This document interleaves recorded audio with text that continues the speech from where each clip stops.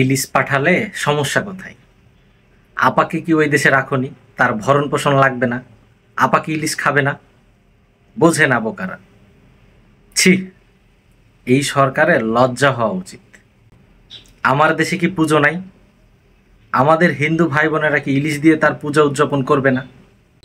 তোমার দেশে যেখানে 1800 টাকা কেজি ইলিশ, তুমি কেন পাঠাবা দেশের বাইরে?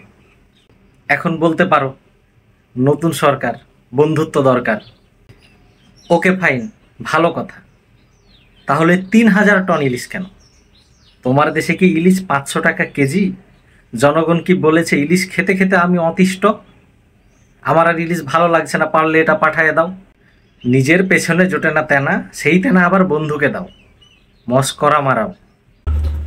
আবার অনেকে বলবা দেশে এখন অর্থের সংকট, কিছু বৈদেশিক মুদ্রা আসুক। আচ্ছা ভাই, তোমরা বৈদেশিক মুদ্রা অর্জন করে জেলেদের যে কয় টাকা দিবা সেটা আমাদের ভালোই জানা আছে। যাই হোক, ওই কথাই না আসি, ওটা নিয়ে পরে আলোচনা হবে।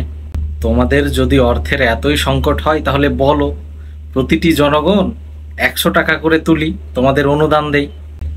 জনগণকে ইলিশ খাওয়ানোর নামে মস্করা করো কেন?